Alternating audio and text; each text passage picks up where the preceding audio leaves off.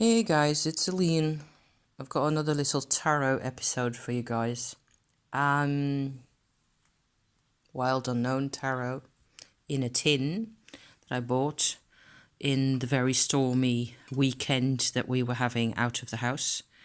Like so. Comes with a little book. It's been edged by me in some kind of a earthy tone in the same week. And it looks like it's kind of faded a bit, but it's not a problem. The cards are really cardboardy, so this is something you cannot riffle. You just have to shuffle them in your hand like that, and you cannot cut the cards in two halves and then riffle them together because they will bend. Just as an introductory note there to this deck, in case you haven't seen this or are maybe looking at it, considering getting it for yourself. It's I don't know. I was in a completely different mood over the past weeks, or at least I felt so. But it turns out that it works wonderfully for me, as always with tarot, actually. I can just go my merry way with this, you know? So what I did is I just picked cards by feel, which is what I tend to do. 3, 4, 5, like so. I wrote them out in my journal in different colors with, some kinds of, some notes to each card. Like, for example, the 10 of Wands here at the bottom. It says Dark Tangle. That's this card here. So that's not difficult, right? The spread in question is maybe the most interesting part of this for other people, other than that I think also it looks really pretty to use this deck. It's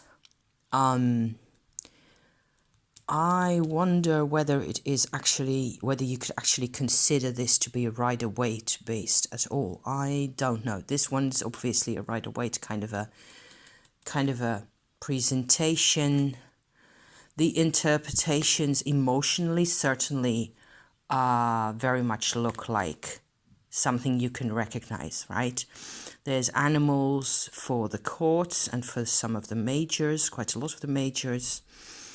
And I find that this is quite, even though this looks fairly, in my opinion, or to my aesthetic at the moment, it feels kind of spare and simple, which is why I bought this, because that's also a side of myself. I appreciate that kind of stuff just as well as the more flowery, romantic, decorated kind of stuff. So I ended up not using this for a couple of weeks, but it was sitting on my table just waiting its turn, right?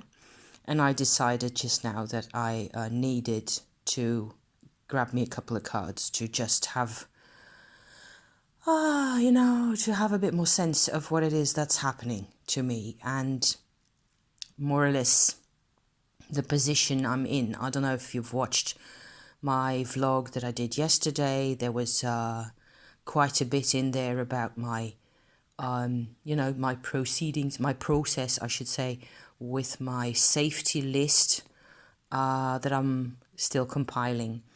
And there's a lot of emotion that's coming to the surface, which is fabulous. I am actually in a state of reclaiming an emotional life that I never had before. And I'm 55, going 56 this year. So there's some resistance involved, and there's some hesitation as to how I'm supposed to go to the supermarket with this face on my head, something like that. So I decided to, after my coffee, to first have me some cards, and I can go ahead and interpret this whole thing. You get what I like about this particular 3, 4, 5 idea like this is that you can get, in the end, you get these kinds of connections, for example, with a sort of a north-south axis. It just really showed itself because both of these in my spread are actual wands cards. So the ace is up there and the 10 is down here, which is kind of a whole story by itself, right?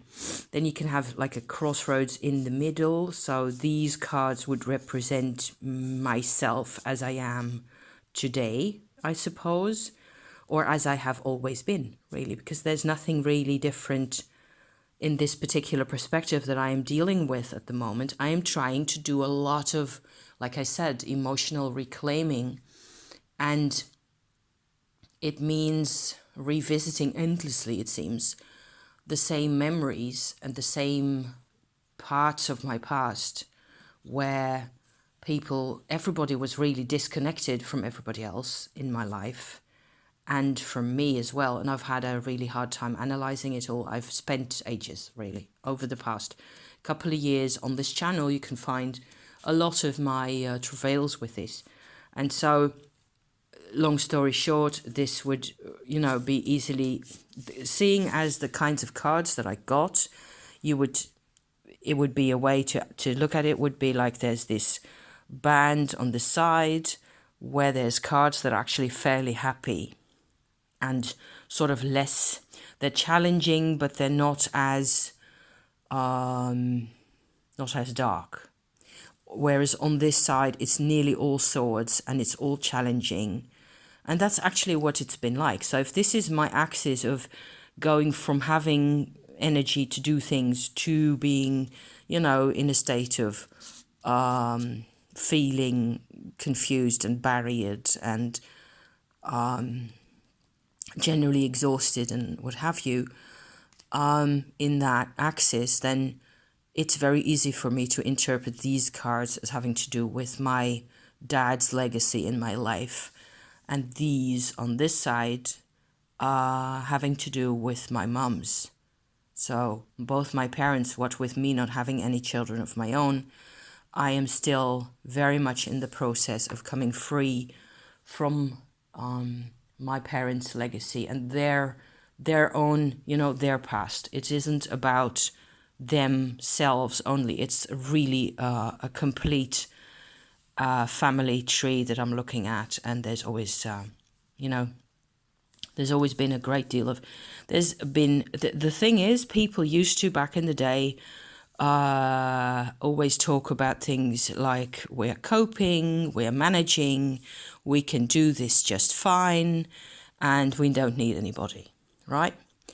So, of course, that wasn't true. That was never true.